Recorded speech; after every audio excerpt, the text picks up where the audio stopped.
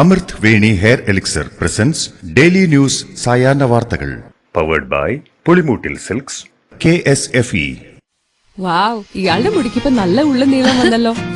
എന്റെ മുടി നോക്ക്. നീ നിന്റെ വൈറ്റമിൻ ഡി ലെവൽസ് ഒന്ന് ചെക്ക് ചെയ്യ്. വൈറ്റമിൻ ഡിയുടെയും ഈസ്ട്രോജന്റെയും കുറവാണ് മിക്ക ലേഡീസിന്റെയും ഹെയർ പ്രോബ്ലംസിന് പ്രധാന കാരണം. സ്ത്രീകളുടെ മുടി വളർച്ചയ്ക്കും ശക്തിക്കും അത്യാവശ്യമായ വൈറ്റമിൻ ഡിയാലും ഹെർബൽ ഈസ്ട്രോജനാലും സമ്പുഷ്ടമായ ആദ്യത്തെ hair elixir Amrit Veni hair elixir for women. നമസ്കാരം, ഞാൻ പ്രവീജ വിനീത്. ഡെയിലി ന്യൂസിന്റെ സായാഹ്ന വാർത്തകളിലേക്ക് സ്വാഗതം. ഇന്ന് ജൂൺ 10 തിങ്കളാഴ്ച. പ്രധാനമന്ത്രി നരേന്ദ്രമോദി ചുമതലയേറ്റതിന് പിന്നാലെ ആദ്യം ഒപ്പിട്ടത് കാർഷിക ധനസഹായ ഫയലിൽ 2000 രൂപ വീതം 9 കോടിയിലധികം കർഷകർക്ക് നൽകുന്നതിനുള്ള ഫയലിനായിരുന്നു ആദ്യ അംഗീകാരം.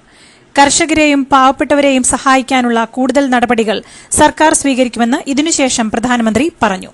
തെരഞ്ഞെടുപ്പിൽ കർഷകരും ഗ്രാമീണ ജനതയും ബിജെപിയോട് അകന്നു എന്ന വിലയിരുത്തലിനിടെയാണ് മോദിയുടെ ഈ തീരുമാനം.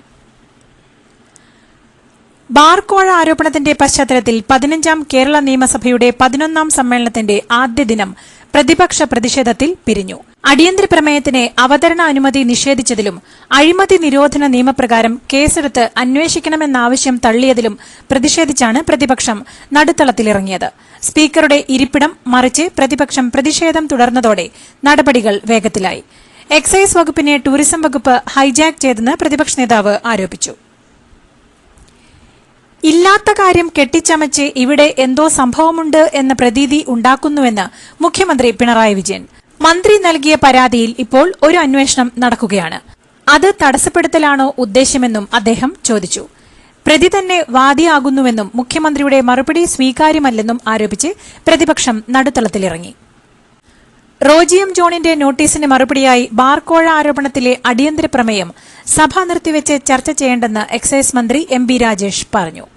മദ്യനയത്തിൽ പ്രാഥമിക ചർച്ച നടന്നിട്ടില്ല. ചീഫ് സെക്രട്ടറി നടത്തിയ യോഗം മദ്യനയവുമായി ബന്ധപ്പെട്ട യോഗമായിരുന്നില്ല. ടൂറിസം ഡയറക്ടർ സംഘടിപ്പിച്ച യോഗം പതിവ് യോഗത്തിന്റെ ഭാഗം മാത്രം ആയിരുന്നു. അതോടൊപ്പം മദ്യനയത്തിന്റെ പേരിൽ വന്ന ഓഡിയോ സന്ദേശത്തിൽ അന്വേഷണം നടന്നുകൊണ്ടിരിക്കുകയാണെന്നും മന്ത്രി വ്യക്തമാക്കി. കലാലയങ്ങളിലെ റാഗിംഗിനെതിരെ ശക്തമായ നടപടിയുണ്ടാകുമെന്ന് മുഖ്യമന്ത്രി പിണറായി വിജയൻ നിയമസഭയിൽ അറിയിച്ചു. പൂക്കോട് വെറ്ററിനറി കോളേജിലെ വിദ്യാർത്ഥി സിദ്ധാർത്ഥന്റെ മരണവുമായി ബന്ധപ്പെട്ടുള്ള അന്വേഷണത്തിൽ സർക്കാരിന് വീഴ്ചയില്ലെന്നും സിദ്ധാർത്ഥൻ റാഗിംഗിന് ഇരയായെന്നത് ശ്രദ്ധയിൽപ്പെട്ടപ്പോൾ തന്നെ 12 വിദ്യാർത്ഥികളെ സസ്പെൻഡ് ചെയ്യുകയും പ്രതി ചേർത്തുവെന്നും മുഖ്യമന്ത്രി സഭയിൽ വിശദീകരിച്ചു. കേസ് CBIക്ക് വിടാൻ തീരുമാനിച്ചതിനെ തുടർന്ന് ഉത്തരവ് അന്ന് തന്നെ ഇറക്കി. എന്നാൽ അന്വേഷണ ഉത്തരവ് CBIക്ക് കൈമാറുന്നതിൽ ആഭ്യന്തര വകുപ്പിലെ ചില ഉദ്യോഗസ്ഥർക്ക് ജാഗ്രത കുറവുണ്ടായി. അവർക്കെതിരെ നടപടി സ്വീകരിച്ചുവെന്നും മുഖ്യമന്ത്രി വ്യക്തമാക്കി. 3ാം മോദി മന്ത്രിസഭയിലെ സഹമന്ത്രി പദവി ഏറ്റെടുക്കുന്നതിലെ ബുദ്ധിമുട്ട് സുരേഷ് ഗോപി BJP കേന്ദ്ര നേതാക്കളെ അറിയിച്ചെന്ന് റിപ്പോർട്ടുകൾ. ഇത് സംബന്ധിച്ച് ഉന്നത നേതാക്കൾ സുരേഷ് ഗോപിയുമായി സംസാരിച്ചേക്കും. ഏറ്റെടുത്ത സിനിമാ പ്രോജക്ടുകൾ പൂർത്തിയാക്കണമെന്നാണ് സുരേഷ് ഗോപി കേന്ദ്ര നേതാക്കളെ അറിയിച്ചിരിക്കുന്നത്. കേന്ദ്രമന്ത്രിസഭയിൽ ക്യാബിനറ്റ് പദവി ലഭിക്കാതെ പോയതിൽ സുരേഷ് ഗോപിക്ക് അതൃപ്തിയുണ്ട് എന്നാണ് പുറത്തുവരുന്ന വിവരം. എന്നാൽ സിനിമയിൽ അഭിനയിക്കാനുള്ള സൌകര്യം കണക്കിലെടുത്താണ് സുരേഷ് ഗോപിക്ക് സഹമന്ത്രി സ്ഥാനം നൽകിയതെന്നാണ് BJP നേതൃത്വം നൽകുന്ന വിശദീകരണം. സുരേഷ് ഗോപിയെ തോറ്റപ്പോൾ വേട്ടയാടിയവർ ഇപ്പോൾ അദ്ദേഹം ജയിച്ച് കേന്ദ്രമന്ത്രിയായപ്പോഴും വേട്ട തുടരുകയാണെന്ന് BJP സംസ്ഥാന അധ്യക്ഷൻ K. സുരേന്ദ്രൻ.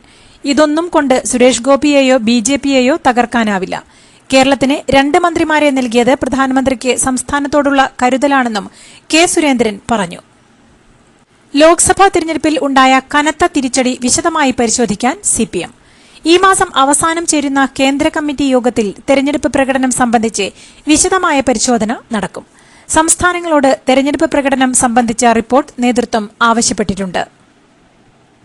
പണ്ട് മുത്തശ്ശിയുടെ കല്യാണക്കഥ കേട്ട മുതലെയുള്ള ആഗ്രഹമാണ് അന്നത്തെ മുത്തശ്ശിയെ പോലെ എന്റെ കല്യാണത്തിന് എടുത്തൊരുങ്ങണമെന്ന്.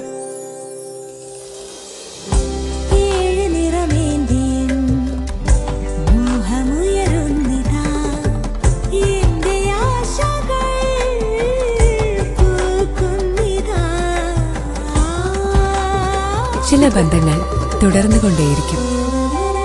Celebrating 100 years of Pulimoottil silks. ഗതാഗത മന്ത്രി പച്ചക്കള്ളം പറയുകയാണെന്നും ഡ്രൈവിംഗ് പരിഷ്കരണ ഉത്തരവ് തിരുത്തിയില്ലെങ്കിൽ ഗതാഗത മന്ത്രി പുറത്തിറങ്ങില്ലെന്നും CITU നേതൃത്വം. മറ്റ് മന്ത്രിസഭയിലിരുന്ന എക്സ്പീരിയൻസ് വെച്ച് LDF സർക്കാരിൽ ഭരിക്കാൻ വന്നാൽ തിരുത്താൻ CITU-വിനറിയാമെന്ന് ഡ്രൈവിംഗ് സ്കൂൾ യൂണിയൻ സംസ്ഥാന പ്രസിഡന്റും CPM നേതാവുമായ KK ദിവാകരൻ പറഞ്ഞു. CITU അംഗീകരിച്ച ശേഷമാണ് പുതിയ സർക്കുലറെന്ന് മന്ത്രി പറയുന്നത് കള്ളമാണെന്നും ടെസ്റ്റിന് ഇൻസ്ട്രക്ടർ വേണമെന്ന കാര്യം ചർച്ച ചെയ്തിട്ടില്ലെന്നും CITU ജനറൽ സെക്രട്ടറി അനിൽകുമാറും വ്യക്തമാക്കി. തൃശൂർ DCC അധ്യക്ഷ സ്ഥാനം രാജിവെച്ച് ജോസ് വള്ളൂർ. ദില്ലിയിൽ നിന്ന് തിരിച്ചെത്തി DCC ഓഫീസിലേക്ക് വന്ന ജോസ് വള്ളൂരിനെ ഒരു വിഭാഗം പ്രവർത്തകർ സ്വീകരണമൊരുക്കിയിരുന്നു. ഇത് വീണ്ടും DCCയിൽ സംഘർഷാവസ്ഥ സൃഷ്ടിക്കുകയായിരുന്നു. തുടർന്ന് DCCയിലെ ഭാരവാഹി യോഗത്തിൽ ജോസ് വള്ളൂർ രാജിവെച്ചതായി അറിയിച്ചു.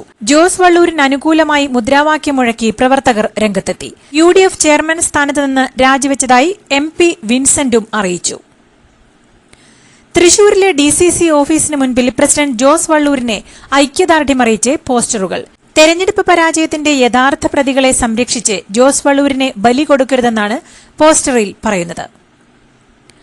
ആലത്തൂരിൽ പരാജയപ്പെട്ട രമ്യ ഹരിദാസിനെ ചേലക്കരയിലെ സ്ഥാനാർത്ഥിയായി പരിഗണിക്കുന്നതിനെതിരെ പോസ്റ്റർ. രമ്യ ഹരിദാസിനെതിരെ സേവ് കോൺഗ്രസ് എന്ന പേരിലാണ് പോസ്റ്ററുകൾ പ്രത്യക്ഷപ്പെട്ടത്. ഞങ്ങൾക്ക് ഞങ്ങളെ അറിയുന്ന ഒരു സ്ഥാനാർത്ഥി മതിയെന്നും ചേലക്കരയിൽ ഒരു വരുത്തി വേണ്ടേ വേണ്ട എന്നുമാണ് പോസ്റ്ററിലെ വാചകങ്ങൾ. അഡ്വക്കേറ്റ് ഹാരിസ് ബീരാൻ മുസ്ലിം ലീഗിന്റെ രാജ്യസഭാ സ്ഥാനാർത്ഥി. തിരുവനന്തപുരത്ത് സംസ്ഥാന നേതൃയോഗത്തിന് ശേഷം മുസ്ലിം ലീഗ് സംസ്ഥാന പ്രസിഡന്റ് സാദിഖ് അലി ശിഹാബ് തങ്ങളാണ് പ്രഖ്യാപനം നടത്തിയത്.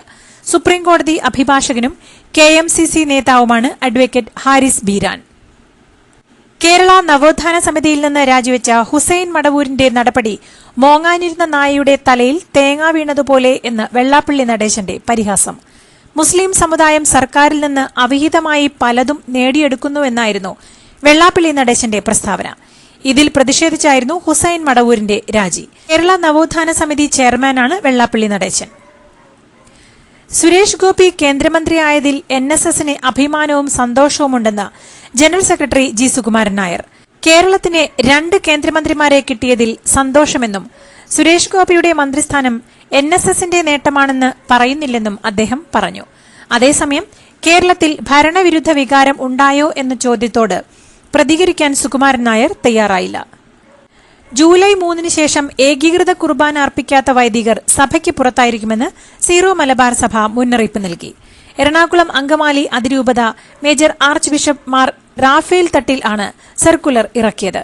ഈ സർക്കുലർ ജൂൺ 16 ഞായറാഴ്ച അതിരൂപതയിലെ എല്ലാ പള്ളികളിലും വായിക്കണം. സഭാ സംവിധാനത്തെ വെല്ലുവിളിച്ചുകൊണ്ട് കത്തോലിക്ക സഭയിൽ തുടരാൻ ആരെയും അനുവദിക്കില്ലെന്നാണ് തീരുമാനം. കോഴിക്കോട് മെഡിക്കൽ കോളേജ് ICU പീഡനക്കേസിൽ മൊഴിയെടുക്കുന്നതിൽ വീഴ്ച വരുത്തിയ ഡോക്ടർ പ്രീതിക്കെതിരെ നടപടി ആവശ്യപ്പെട്ട് അതിജീവിത മെഡിക്കൽ കോളേജ് പ്രിൻസിപ്പലിന് പരാതി നൽകി. മെഡിക്കൽ വിദ്യാഭ്യാസ വിഭാഗത്തിന് പരാതി കൈമാറുമെന്ന് പ്രിൻസിപ്പൽ അറിയിച്ചു.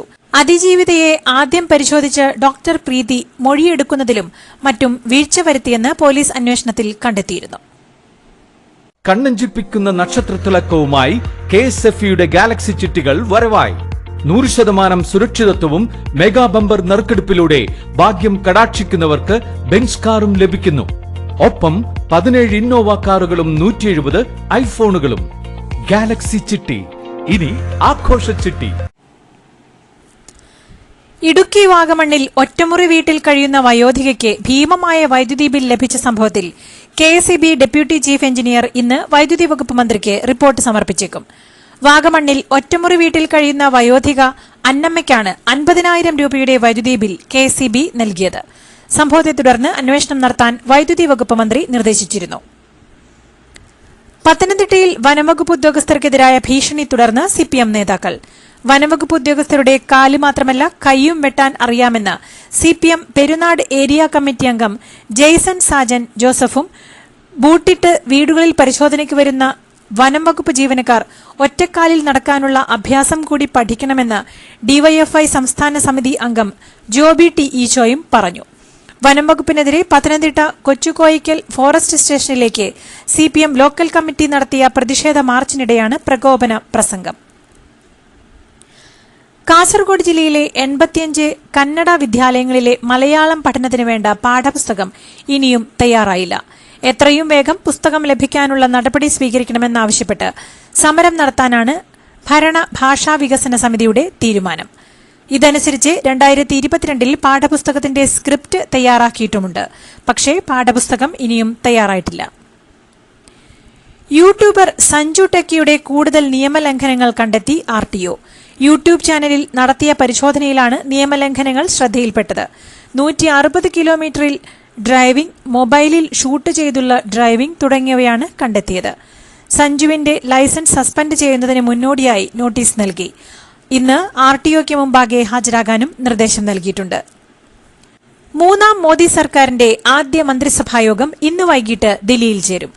ആദ്യ മന്ത്രിസഭായോഗത്തിൽ പ്രഥമ പരിഗണന പ്രധാനമന്ത്രി ആവാസ് യോജനയ്ക്ക് ആയിരിക്കുമെന്നും റിപ്പോർട്ടുകൾ. പദ്ധതി പ്രകാരം നിർധരരായ 2 കോടി പേർക്ക് കൂടി വീട് വെച്ച് നൽകും. പദ്ധതിയുടെ കേന്ദ്രവിഹിതം 50% വരെയെങ്കിലും കൂട്ടുമെന്നും സൂചനയുണ്ട്. ഇന്നലെ സത്യപ്രതിജ്ഞ ചെയ്ത് അധികാരത്തിലേറിയ മന്ത്രിമാരുടെ വകുപ്പുകൾ ഏതൊക്കെയെന്നും ഇന്ന് തീരുമാനമായേക്കും.